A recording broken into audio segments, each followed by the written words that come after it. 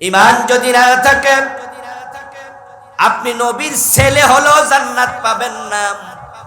যেমন নূহ আলাইহিস সালামের ছেলে কেনান জাহান্নামী, কারণ কেনান ঈমান আনে নাই। দুইজন নবীর বউ জাহান্নামী, দুইজন নবীর স্ত্রী জাহান্নামী।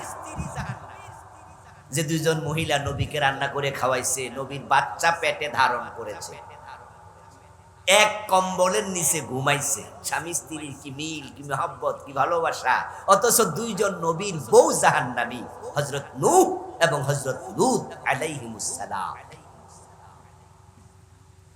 কারণ তারা দুজনে ঈমান আনে নাই। লূত এবং নূহ আলাইহিমাস সালামের স্ত্রী ছিল কাফের। কাফের যদি হয় জান্নাত নাই। এখন আমরা সবাই জান্নাতে যেতে চাই, এই জান্নাতে যাওয়ার জন্যই তো এই মাটির মাঝে এসে মাহফিলে বসে আছেন, ঠিক না? কি যাওয়ার সময় কি খিচুড়ি দেবে, বিরিয়ানি দেবে নাকি? আর যদি দেয় ওইটার জন্য আমরা আসি না, দিলে হাদিয়া, না দিলে মনে কোনো কষ্ট থাকে না, ঠিক কি না?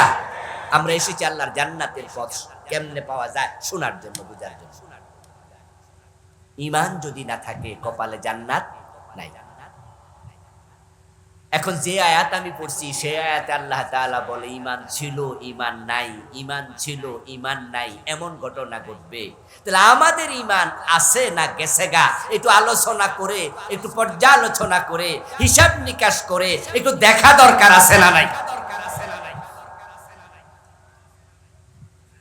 1 লক্ষ টাকা পকেটে নিয়ে 1 লাখ টাকার একটা ভান্ডিল 1000 টাকার নোটের আপনি পকেটে নিছেন, তারপরে আপনি এখান থেকে যশোর,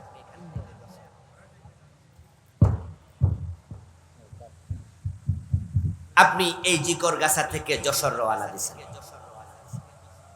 যেই কোনো একটা জরুরি কাজে 1 লাখ টাকা নিয়ে রওনা দিছেন। আপনি লোকাল বাসে উঠছেন, ওঠার পরে আপনি যশোর যাচ্ছেন, আপনার পকেটে 1 লাখ টাকা আছে, তাই আপনি অন্য দিনের মতো আজকে কিন্তু লোকাল বাসে উঠেই চোখ বন্ধ করে ঘুম দেবেন না।